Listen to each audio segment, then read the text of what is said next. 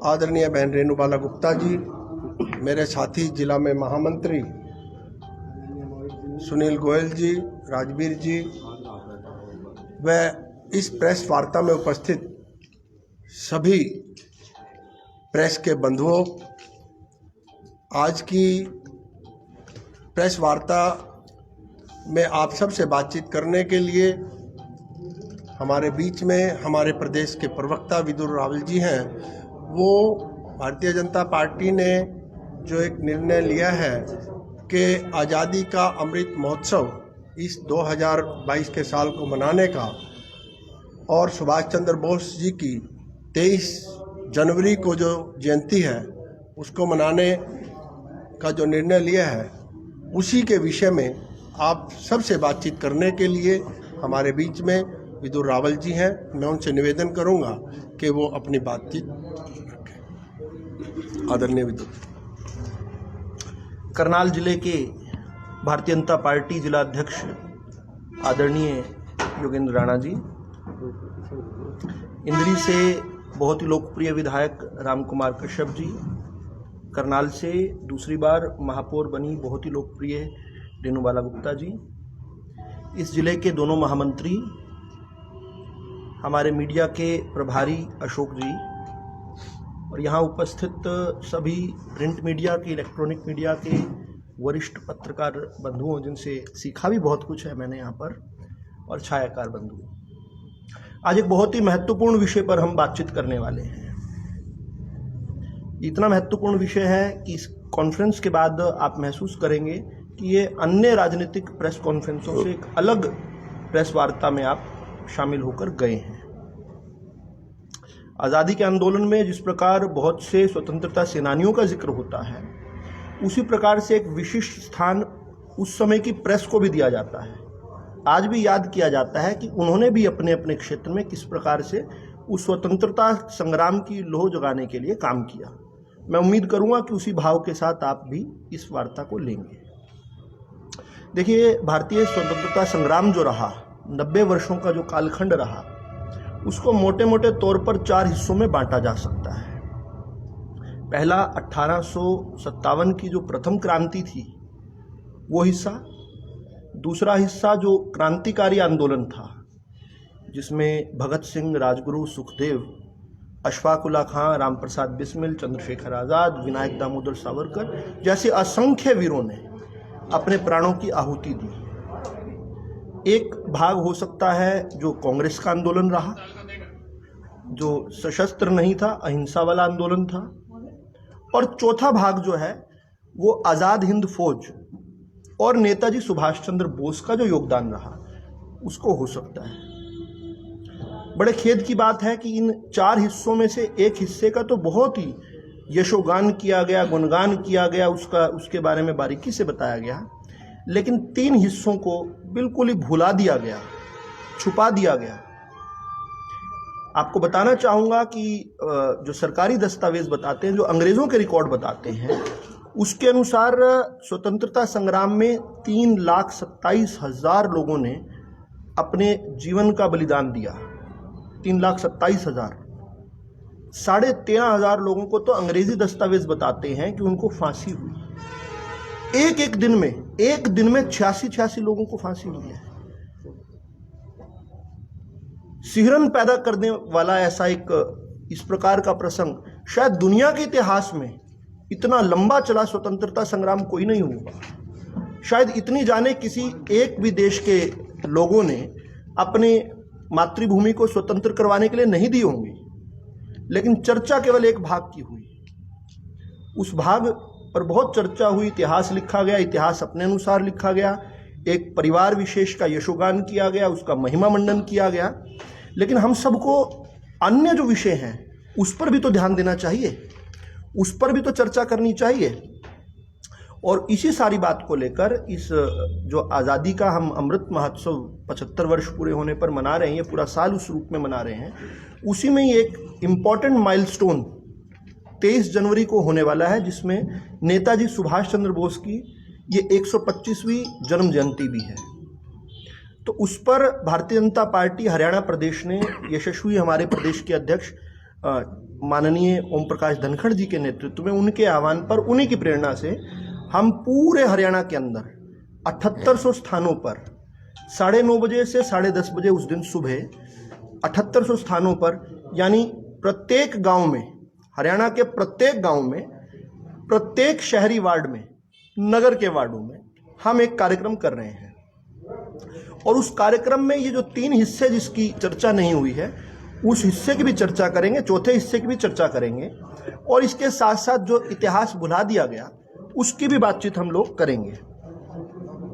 हम सब जानते हैं कि अभी कुछ दिनों पहले भारतीय जनता पार्टी के प्रदेश अध्यक्ष आदरणीय ओम प्रकाश धनखड़ जी अपने साथ एक बड़ा विशिष्ट प्रतिनिधि मंडल लेकर, 129 लोगों का प्रतिनिधि मंडल अंडमान निकोबार द्वीप समूह में गया था। वहाँ पर वाइपर द्वीप और सेलुलर जेल वगैरह की जो स्थान है उनको देखा, उनका ऐतिहासिक महत्व की बात की। और वाइपर द्वीप खासतौर पे इसलिए विशेष रूप से है क्योंकि वाइपर द्वीप के बारे में हम लोग नहीं जानते हैं बहुत सारे। वाइपर द्वीप वो द्वीप है जहाँ 1858 में, यानी 1857 की क्रांति के तुरंत बाद 200 झांसी की रानी के सैनिकों को वहाँ पर लेकर जाया गया था। अब ये विचित्र बात क्या है इस द्वीप की कि वहाँ पर कोई जेल नहीं थी, वहाँ पर कोई जेल नहीं थी। और ये मानव इतिहास की बड़ी मार्मिक कहानी है। वहाँ कोई जेल नहीं थी, उसका नाम वाइपर इसलिए रखा गया कि एक बड़ा जहरीला सांप वाइपर वो वहाँ पर था और आसपास के क्षेत्रों से उसको पकड़कर छोड़ा भी गया उस द्वीप पर। ऐसे द्वीप पर को अपने आप एक जेल किस तरह से बनाया कि 7-7 लोगों को इकट्ठा बांध देते थे, उनके पैरों को और उनकी कमर को बांधकर 7-7 लोगों का समूह, इसका नाम रखा गया चेन गैंग जेल। हमें भी इस बात का पता ना चलता, कभी इस देश के इतिहास में नहीं बताया गया कि 7 लोगों को एक साथ बांध देना। एक बार हम अगर कल्पना करके देखें कि 7 लोग किस प्रकार मलमूत्र त्यागते होंगे, किस प्रकार सोते होंगे, किस प्रकार खड़े होते होंगे, किस प्रकार बैठते होंगे, किस प्रकार उनका जीवन तिल तिल कर निकाला गया। 7-7 लोगों को एक साथ बांधकर छोड़ दिया। और 7 लोगों को क्यों बांधा? क्योंकि वो वीर सैनिक थे, वो समुद्र पार भी करने की हिम्मत कर सकते थे, कहीं पार ना करने, इसलिए 7-7 लोगों को बांध दिया गया। ऐसी ऐसी कहानियां हमसे छुपाई गई, ऐसी ऐसी कहानियां। देखिए आजकल एक गीत बहुत खूब चलता है, हमारे रोंगटे खड़े करता है, वो जो गीत है, तेरे मिट्टी में मिल जावा, गुल बन के मैं खिल जावा, इतनी सी है दिल में आरज़ू। लेकिन सोचो कि वहाँ पर उस द्वीप में जैसे कोई 7 में से एक भी व्यक्ति मर जाता था, उसके संखल को खोल दिया जाता था और उसको समुद्र में गिर दिया जाता था। उन लोगों को तो इस देश की मिट्टी भी नसीब नहीं हुई। उन लोगों को जिन्होंने अपने जीवन का बलिदान दे दिया, उनको तो अपनी इस देश की मिट्टी भी नसीब नहीं हुई। ऐसे लोगों का इतिहास हमसे छुपाया गया। अलग अलग रिकॉर्ड है उसको लेकर। 1874 में एक अंग्रेजी अधिकारी की डायरी में से निकला वो रिकॉर्ड है, आर्चीव्स में है कि 1874 में कितने लोग वहाँ पर थे। हज़ारों की संख्या में उस समय थे, 1881 में थे। और वो पूरा का पूरा जो एक संकलन किया हुआ है उसमें ये मानते हैं हज़ारों लोग उस द्वीप पर छोड़े गए। उस द्वीप के साथ ही एक द्वीप है जो कि कुछ दिनों से चर्चित भी हुआ, सेलुलर जेल। विनायक दामोदर सावरकर के नाम से हुआ। जब कांग्रेसियों ने सावरकर जी के बारे में उनका अपमान करने का प्रयास किया, उनके बारे में बहुत सारी कहानियां बनाई गई। वीर सावरकर, विनायक दामोदर सावरकर के भाई इस देश के शहीद हैं। खुद वीर सावरकर को 2-2 जीवन वर्ष की, मतलब 2-2 जीवन काल की उनको सजा मिली थी, 2-2 जीवन काल की। यहाँ पर यह भी जांच का विषय है कि अंडमान निकोबार के जो सेलुलर जेल है, जिसको काला पानी के नाम से अंग्रेज अधिकारी डराया करते थे, कहा करते थे भारतीय स्वतंत्रता सेनानियों को कि तुम्हें काला पानी भेज देंगे। पता किया वहाँ पर जाकर कि महात्मा गांधी जी जो इस देश के अंदर, जिनका स्वतंत्रता संग्राम में एक बहुत बड़ा योगदान है, क्या उन्हें कभी काला पानी हुआ? क्या कभी काला पानी महात्मा गांधी गए? नहीं गए। बहुत ढूंढने के बाद पता चला कि एक चिट्ठी जरूर उनकी काला पानी में आई थी कभी। और यह इतिहास की बात है, यह रिकॉर्ड की बात है कि जिस एक हिस्से को महिमा मंडन किया गया, उस कांग्रेसी आंदोलन का महिमा मंडन किया। और यह रिकॉर्ड की बात है, आप सब नोट करें। एक भी कांग्रेसी को, एक भी कांग्रेस पार्टी के सदस्य को, आज तक भी, जब तक अंग्रेज रहे 1857 से लेकर 1947 तक, 1885 जब अंग्रेजी एक अधिकारी ने कांग्रेस की स्थापना की, एओ ह्यूम ने, तब से लेकर 1947 तक एक भी कांग्रेसी को काला पानी की कभी जेल नहीं हुई। और मैंने आपको बताया कि अंग्रेजी रिकॉर्ड कहता है, और ये बड़ा मॉडरेट रिकॉर्ड है, कुछ चीजें छुपाकर भी कहते हैं, कि 13,500 लोगों को उन्होंने आधिकारिक तौर पर फांसी दी हुई है। आज तक एक भी कांग्रेसी को कभी फांसी नहीं हुई। रिकॉर्ड की बात है ये। हिंदुस्तान का जो स्वतंत्रता संग्राम है, ऐसा संग्राम है जो सिहरन पैदा करता है, जो हम सब के लिए प्रेरक भी है। 120 अलग अलग क्रांतिकारी घटनाओं के लिए इन द्वीपों पर वहाँ के कैदियों को, प्रमुख घटनाओं की बात कर रहा हूँ, उस पर कैदियों को रखा गया। हमें एक जो विषय खूब चलता भी है और चलना भी चाहिए, हम याद करते हैं शहीद उधम सिंह जी को।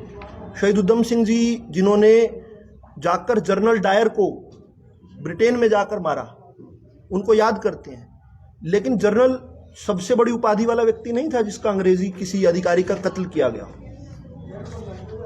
हिंदुस्तान के तीसरे वायसरॉय जो अंग्रेज थे, लॉर्ड मायो, उस लॉर्ड मायो का कत्ल जो है शेर अली अफरीदी ने किया था, और उनको भी वाइपर द्वीप में रखा गया था। ये मैं इसलिए बता रहा हूं कि वाइपर द्वीप में किस तरह के क्रांतिकारियों को रखा जाता था। 23 जनवरी क्योंकि एक अवसर है सुभाष चंद्र बोस जी को याद करने का, उनके योगदान को याद करने का, और आज़ाद हिंद फौज की उस योगदान को याद करने का, जिसका कभी उल्लेख ही नहीं हुआ, जिसको भुला दिया गया। सुभाष चंद्र बोस जी का जीवन जो है उसमें तीन अलग अलग बड़ी उपलब्धियों के रूप में देख सकते हैं। पहला उनका ICS ऑफिसर बनना उस जमाने में, और उसके बाद भी नौकरी ना करना, ये फैसला उनका कलकत्ता का मेयर बनना, और उसके बाद कांग्रेस का नेता रूप में उनका जो है राष्ट्रीय अध्यक्ष के रूप में चुनाव लड़ना, और गांधी जी की इच्छा के विरुद्ध चुनाव का जीतना, और उसके बाद उनको मजबूर किया जाना कि कांग्रेस से उनको बाहर निकाल दिया जाए और कांग्रेस उन्हें छोड़ दी जाए। इसके अतिरिक्त तीसरा जो भाग है वो बड़ा महत्वपूर्ण है, जब उन्होंने ये तय कर दिया कि कांग्रेस की जो आंदोलन है उससे देश को आज़ादी नहीं दिलाई जा सकती। हमें आजकल बहुत एक गीत सुनाया जाता है, दे दी हमें आज़ादी बिना खड़क बिना ढाल, साबरमती के संत तूने कर दिया कमाल। ये गीत उन असंख्य वीर जवानों के लिए कितना बड़ा अन्याय है, जिनका अभी हम चर्चा कर रहे हैं, जिन्होंने अपने जीवन को तिल तिल कर यातनाएं सही हैं, अमानवीय यातनाएं सही है, उनके लिए ये कितना बड़ा अन्याय है। वो कहते हैं दे दी हमें आज़ादी बिना खड़क बिना ढाल, खड़क भी नहीं हुई और ढाल भी नहीं, और केवल साबरमती में किसी ने चरखा चलाया और आज़ादी होगी। कितना बड़ा अन्याय किया हमारे क्रांतिकारियों के साथ। तो सुभाष चंद्र बोस जी ने ये तय किया कि ये आंदोलन जो है ये सशस्त्र होना चाहिए, अंग्रेज इस प्रकार नहीं जाएंगे, अगले 90 वर्ष और तक नहीं जाएंगे। तो उन्होंने आज़ाद हिंद फौज की जो स्थापना की उसको तीसरा करें, और फिर उस भाग को याद करें जो उन्होंने अंडमान द्वीप समूह में आकर 29 दिसंबर को अंडमान निकोबार में आए, वहां पर जीत हासिल की, और 30 दिसंबर 1943 को पहली बार भारत का राष्ट्रीय ध्वज फैलाकर गवर्नमेंट इन एग्जाइल हिंदुस्तान की पहली सरकार बनाई, जिसके पहले प्रधानमंत्री सुभाष चंद्र बोस थे। 18 अलग अलग देशों ने उस सरकार को मान्यता दी। ठीक है, कुछ लोगों ने अपनी सत्ता के लिए देश के अंदर किस प्रकार के कुकर्म किए, किस प्रकार की बातें की, उस पर भी चर्चा होनी चाहिए और ये पब्लिक डोमेन में आना चाहिए। मैं ये मानता हूं कि ये जानबूझकर जन प्रकाश से दूर रखा गया, पब्लिक डोमेन से इन विषयों को दूर रखा गया। शहीद भगत सिंह की फांसी के लिए क्या किया जा सकता था, उसको रोकने के लिए क्या किया जा सकता है, इस विषय पर ज्यादा चर्चा नहीं होती। ये टैबूज बन गए, इन पर चर्चा करना ही बुरा हो गया। लेकिन ये केवल इसलिए हुआ ताकि उस एक हिस्से का महिमा मंडन किया जाए, और उस एक हिस्से में भी एक खानदान का महिमा मंडन किया जाए, जिसमें बार बार हमें अलग अलग गीत जो है सुनाए गए। किसी क्रांतिकारी ने यह शेर लिखा होगा कि उनकी तुरबत पर नहीं जलता एक भी दिया, जिनके खून से रोशन है चिरागे वतन, जगमगा रहे हैं उनके मकबरे, बेचा करते थे जो शहीदों के कफन। ऐसे ऐसे लोग जिन्होंने कहा था कि इस देश की आज़ादी होगी, इस देश का विभाजन जो होगा वो कांग्रेसी नेता कहते थे कि हमारी लाश पर से होगा। इतिहास गवाह है, इस देश का विभाजन हुआ, लेकिन कांग्रेसी जीते रहे, उनकी लाशें नहीं गई। वो विभाजन की विभीषिका को भी याद करने का आज समय है। जब हम देश की 75 साल मना रहे हैं आजादी को, उस विभाजन की विभीषिका को भी याद करें। किस प्रकार करोड़ों लोग जो है उनका विस्थापन हुआ। 1.5 करोड़ शरणार्थी भारत के अंदर आए, 1.5 करोड़ लोग अपना घर, अपना परिवार, अपना स्थान छोड़कर आए। 10 लाख लोग मारे गए। 10,000 बहनों की अस्मिता, माताओं की बहनों अपनी अस्मिता लुटा कर आई। उसको क्यों बुला दिया गया? और सबसे महत्वपूर्ण बात यह भी है कि उस समय सरदार भगत सिंह, देखिए, उनके 3 पीढ़ियों ने इस देश के लिए बलिदान दिया। सरदार भगत सिंह खुद, उनके चाचा अजीत सिंह जी, उनके दादाजी की जेल में मृत्यु हुई थी। तो उनके चाचा जी जो अजीत सिंह जी हैं, वो डलहौजी में जब 1947 में थे तो उनकी आंखों में आंसू थे। उन्होंने कहा कि ये किस प्रकार की आज़ादी मिल रही है जिसमें इस देश को विभाजित किया जा रहा है। आपको ये बताना चाहता हूं कि 15 अगस्त 1947 जब यह देश अपनी स्वतंत्रता का जश्न मना रहा था, उसी दिन सरदार अजीत सिंह जी ने अपने प्राण त्याग दिए थे। एक तरफ जब सारा देश पूरा देश जो है जश्न मना रहा था आजादी का, उसी समय सरदार अजीत सिंह जी की चिता जल रही थी। डलहौजी में उनका स्मारक है। इन बातों के ऊपर कभी चर्चा नहीं की गई। इन बातों को इस प्रकार बुला दिया गया जैसे ये बातें कभी हुई ही नहीं। कितना बड़ा अन्याय इस देश के साथ हुआ। वहां पर उन दीप समूह पर अलग अलग स्थानों पर ऐसा लिखा हुआ है, आपने भी खूब पढ़ा होगा, सोशल मीडिया पर भी खूब चलता है कि उन लोगों ने हमारे सुनहरे कल के लिए अपना वर्तमान खत्म कर दिया। तो ऐसे लोगों को याद करने का आज समय है। भगत सिंह, चंद्रशेखर आज़ाद, पंडित राम प्रसाद बिस्मिल, अशफाक उल्लाह खान को याद करने का अवसर है। इन 4 में से 3 भाग जो जानबूझकर मिटा दिए गए ताकि केवल एक खानदान की जय जयकार हो, ताकि ये कहा जाए कि केवल चरखा चलाने से आज़ादी हुई, ताकि ये कहा जाए कि केवल कुछ ही लोगों ने, चंद लोगों ने इस देश को स्वतंत्र करवाया, और स्वतंत्र हुआ तो विभाजन की कीमत पर हुआ। इतनी बड़ी कीमत हमने चुकाई है। नेहरू जी तो माउंटबेटन के बहुत नज़दीक थे, अंग्रेज़ों के बहुत नज़दीक थे। मेरा तो जन्म नहीं हुआ था उस समय, लेकिन मैंने सुना है कि लेडी माउंटबेटन के भी बहुत नज़दीक थे। तो भगत सिंह का गांव क्यों हिंदुस्तान के अंदर नहीं ले लिया? अगर विभाजन ही होने लगा था तो भगत सिंह का गांव क्या भारत के अंदर नहीं आ सकता था? क्या करतारपुर साहब भारत के अंदर नहीं आ सकता था? इन प्रश्नों के उत्तर कौन देगा? कहते हैं जिस अंग्रेज अधिकारी रेडक्लिफ ने, जिसने भारत का विभाजन किया, उस रेडक्लिफ ने जब उसका ब्रिटेन में भारत का विभाजन करके गया तो उसका स्वागत हुआ। वहां पर किसी पत्रकार ने उससे पूछा कि क्या आप भारत या पाकिस्तान जाना चाहेंगे? उसने कहा, ना बाबा ना, मैं भारत नहीं जा सकता, मैं पाकिस्तान नहीं जा सकता। वहां 8 करोड़ लोग मेरी जान के प्यासे हैं। मैं इतना बड़ा पाप कर आया हूं। और ये पाप करने में सहभागी कौन थे? जिनको हमने सिर पर बिठा कर रखा। ऐसे लोग सहभागी थे। मैं बहुत जल्दी इस बात को पूरा करता हूं। हम याद करेंगे 23 तारीख को। आपने प्रश्न भी किया, उस प्रश्न के उत्तर में भी मैं बताना चाहूं कि हम 7800 स्थानों पर, हरियाणा के अंदर 7800 स्थानों पर, जिस बात की मैंने आपसे चर्चा की, इस प्रकार की चर्चाएं भी होंगी। वहां पर सुभाष चंद्र बोस जी की जयंती को भी मनाया जाएगा। और उसके साथ साथ हम याद करें कि उस फौज में, आज़ाद हिंद फौज में 26,000 सैनिक थे। उन 26,000 सैनिकों में से 2715 सैनिक हरियाणा के थे, 2715। और उन 2715 में 346 लोग आधिकारिक रूप से शहीद माने गए, शहीद हुए। 450 लोग अंग्रेजी रिकॉर्ड के अनुसार गायब थे यानी नहीं रहे। 1900 लोग जो बचे थे उनको भी किस प्रकार की यातनाएं दी गई। हम उन सभी स्वतंत्रता सेनानियों को याद करने वाले हैं, उनको नमन करने वाले हैं, उनका वंदन करने वाले हैं। उनको इस देश के जन प्रकाश में लाने के लिए यह उत्सव है। और मुझे लगता है ये कोई राजनीतिक कार्यक्रम नहीं है। और क्योंकि ये राजनीतिक कार्यक्रम नहीं है तो मुझे लगता है कि हम सब लोग इस काम में आगे बढ़कर करेंगे। इसमें कोई भारतीय जनता पार्टी का झंडा भी नहीं होने वाला, ऐसे ही तय हुआ है ना। किसी राष्ट्रीय ध्वज के साथ, भारत माता की जय और वंदे मातरम के नारों के साथ 4 गीत हैं जो सुभाष जी के, हाँ, 4 गीत हैं जो इसके लिए तय किए गए, उन 4 गीतों में बहुत सारे गीत हैं। कदम कदम बढ़ाए जा, खुशी के गीत गाए जा, और सुभाष जी के चित्र को यहाँ पर हमने उसका किया है कि 7800 के 7800 स्थानों पर सुभाष जी का एक चित्र रहने वाला है, राष्ट्रीय ध्वज रहने वाला है, और एक उद्घोष जो कि आदरणीय ओम प्रकाश धनखड़ जी द्वारा दिया हुआ है, और वो ये है, हरियाणा बोलेगा जय हिंद बोस, हरियाणा बोलेगा जय हिंद बोस, हरियाणा बोलेगा जय हिंद बोस। पत्रकार भी बोलेंगे जय हिंद बोस। रावल जी, जो करनाल में नेताजी की तस्वीर है, नेताजी की मूर्ति लगी हुई है, अत्यंत जर्जर हालत में है। आप इतने बड़े काम कर रहे हैं, लेकिन नगर निगम ने, मतलब करनाल प्रशासन ने या भाजपा ने अभी तक उस प्रतिमा की सुध नहीं ली।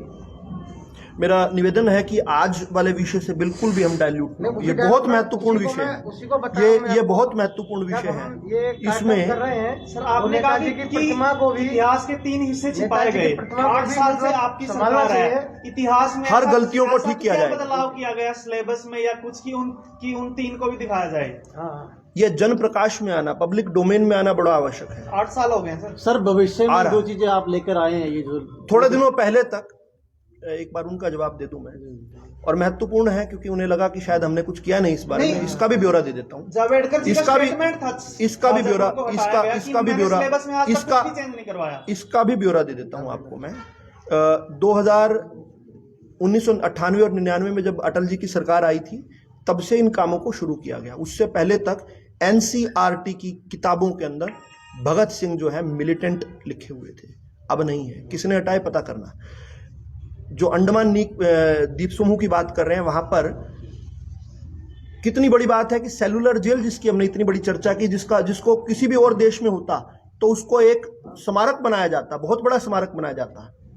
हम जानते हैं कि यहूदियों के साथ द्वितीय विश्व युद्ध में क्या हुआ था, उनके लिए किस प्रकार गैस चैम्बर बनाए गए थे। उन्होंने अपना स्मारक बनाया, बहुत बड़ा स्मारक बनाया, धरती के नीचे बनाया। इजराइल के अंदर सबसे ज्यादा कोई देखे जाने वाली चीज है तो वो स्मारक है, लेकिन हिंदुस्तान में ऐसा नहीं हुआ था। हिंदुस्तान में सेलुलर जेल को तोड़ दिया गया, वहां पर गोविंद वल्लभ पंत नाम का एक अस्पताल बना दिया गया, ताकि आप लोगों को, हम लोगों से कल को छुपाया जाए कि वहां पर सेलुलर जेल भी कोई थी। किसी सावरकर ने अपनी जबानी वहां पर काले कोयले के साथ भारत माता की जय और बहुत सारी कविताएं लिखकर निकाली थी, उसको छुपाने के लिए वहां अस्पताल बनाया गया। जब पहली गैर कांग्रेसी सरकार बनी थी 1977 में मुरारजी भाई के नेतृत्व में, तो मुरारजी भाई ने वहां पर उस अस्पताल को दूसरी जगह शिफ्ट करवाकर उसको पहले स्मारक बनाया। आज कई जगह पर अमर जवान ज्योति की चर्चा हो रही है। जब हम और आप बात कर रहे हैं, अमर जवान ज्योति की बात हो रही है। जब अटल जी की सरकार बनी तो वहां पर पहली अमर जवान ज्योति लगाई गई। एक दिल्ली में चलती थी, एक वहां चलती थी। दुर्भाग्य से जब यूपीए की सरकार बनी 2004 में, ज्योति को ही खत्म कर दिया गया। आज झूठ तौर पर कह रहे हैं कि ज्योति को खत्म कर दिया, आज तो शिफ्ट हो रही है और एक बड़े स्मारक में शिफ्ट हो रही है, भव्यता बढ़ाई जा रही है। वहां ज्योति को ही बंद कर दिया गया। एक प्राइवेट व्यक्ति को वाइपर द्वीप का होटल बनाने के लिए दिया गया था, उसका टेंडर जो अटल जी के समय रद्द कर दिया गया। किस प्रकार चंद्रशेखर आजाद, रामप्रसाद बिस्मिल और भगत सिंह जैसे वीर क्रांतिकारियों का नाम जो है कितनी गलत स्थिति में लिया जाता है। रावल जी, मेरा सवाल ये है, 4 साल में कांग्रेस का जो बचा कूटा सफाया है कितने दिन में हो जाएगा? जिस तरह से आप बात कर रहे हैं कि कांग्रेस ने तथ्यों के साथ बहुत बड़ी छेड़खानी की है, और कांग्रेस ने उन्हीं तथ्यों पे, झूठे तथ्यों पे आधारित भारत पर इतना बड़ा शासन लंबा समय तक किया है। अब बचा कूटा सफाया कितने आप लोग जब ये सवाल पूछना शुरू करेंगे, दूसरा सवाल और भी है कि जो राष्ट्रपिता की उपाधि महात्मा गांधी जी को दी गई थी, वो कब खत्म हो रही है? देखिए, हम मानते हैं इस आंदोलन में 4 हिस्से थे, किसी एक भी हिस्से को उससे अलग नहीं कर रहे हैं। और मैं दोबारा से आपसे निवेदन करूंगा कि हम इस विषय को जरूर पकड़ें। हम 4 में से किसी एक भी हिस्से को, कांग्रेस के आंदोलन को हम बिल्कुल भी कम डिस्क्रेडिट नहीं कर रहे हैं, हम करना ही नहीं चाहते किसी भी प्रकार से। 4 के 4 हिस्से महत्वपूर्ण थे। कांग्रेस वाला आंदोलन भी महत्वपूर्ण था, 1857 की क्रांति भी महत्वपूर्ण थी, ये सशस्त्र आंदोलन भी महत्वपूर्ण था। इसके बाद आजाद हिंद फौज का जो योगदान है वो भी महत्वपूर्ण था। सर, जो इसको राजनीतिक ना मानकर, इसको गैर राजनीतिक माने, इसको जन चेतना का विषय माने, इसको जन प्रकाश का विषय माने, इसको जन क्रांति का विषय माने। सर, जो इतिहास आप ये लेके आ रहे हैं, ये भविष्य में क्या सिलेबस में भी आएगा बच्चों को पढ़ाने के? देखिए, जब ये पब्लिक डोमेन में विषय चलेगा तो मुझे लगता है कि ये अपने आप में पब्लिक सिलेबस में अपने आप आ जाएगा। सर, रावल जी, एक सवाल है कि करनाल में जो प्रतिमा लगाई गई है सुभाष चंद्र बोस जी की, राम प्रसाद बिस्मिल का क्या वो 23 जनवरी को ही वहाँ सफाई करेंगे या इससे पहले कर पाएंगे? क्योंकि वहाँ की अगर बात की जाए तो सफाई व्यवस्था भी जो है, और आज़ादी का महोत्सव बार बार सुभाष चंद्र के नाम लेकर, पर सफाई कौन करवाएगा? मैं ये मानता हूँ कि इस पूरे आंदोलन में, इस पूरे जन आंदोलन जो अब शुरू हो रहा है, इसमें आप सब भागीदार हैं। ये कोई आज का विषय नहीं है, कल का विषय नहीं, ये हमेशा तक चलने वाला विषय है। ये अपने वीर शहीदों का सम्मान करने वाला विषय है। ये सभी का योगदान होना चाहिए, इसमें आपका भी योगदान होना चाहिए। अभी यहाँ से निकलेंगे तो उसके बाद देखिए आप। राम प्रसाद बिस्मिल का मकान इन्हीं 7 सालों में बिका, मतलब बिक गया, जर्जर हो गया, और वहाँ न तो कोई स्मारक बना, मुरैना में उनका मकान बना हुआ अभी पैतृक मकान है। तो क्या भाजपा तो क्या आज वाला जो चर्चा है ये गौण हो जानी चाहिए क्या? नहीं, गौण नहीं होनी चाहिए। हर गलती को सुधारा जाना चाहिए, हर अच्छे काम पर आगे बढ़ना चाहिए।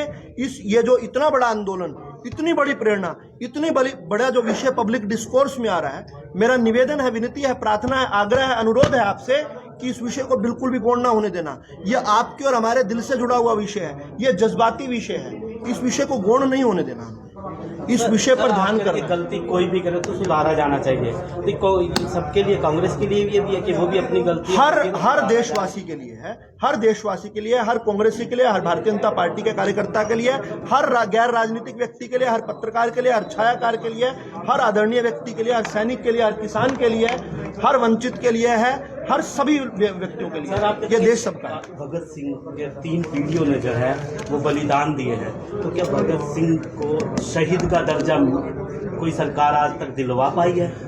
भगत सिंह हमारे दिलों में बसते हैं। भगत सिंह हम सब के दिलों में बसने वाले व्यक्ति हैं। कौन सरकार उनके साथ कितना अन्याय कर सकती है, अन्याय कर सकता है, विषय ही नहीं है। भगत सिंह हमारे दिलों में बसते हैं। उनको नहीं दिलवा पाए। हम सब के दिल में बसने वाले भगत सिंह हैं। उनको कौन सरकार दर्जे को देगी ये विषय नहीं है। विषय ये है कि वो हमारे दिल में बसते हैं। उनकी चर्चा अधिक से अधिक होनी चाहिए। उनकी चर्चा करके ही उनके साथ हुए इतने लंबे अन्याय का हम कहीं ना कहीं उसकी परिपूर्णी करें। आप लोग आए, आप सभी का बहुत बहुत धन्यवाद। सभी पत्रकार बंद होगा, धन्यवाद। और जलपान की व्यवस्था कृपया करके सभी जलपान धन्यवाद। दोस्तों, ये थे भाजपा के प्रदेश प्रवक्ता। और आपको बता दें, जिस तरह से अब एक बहुत बड़ी मुहिम चलने वाली है क्रांतिकारों की, और हम चाहेंगे कि जो ये आने वाले भाजपा के कार्यक्रम है, कहीं ना कहीं देश में एक नई क्रांति पैदा करेंगे। दोस्तों, आप बने रहे हमारे साथ। आप देख रहे हैं अब तक टाइम। मैं हूं विकास सुखीजा, अपने साथी कृष्ण के साथ। नमस्कार, जय हिंद, जय भारत।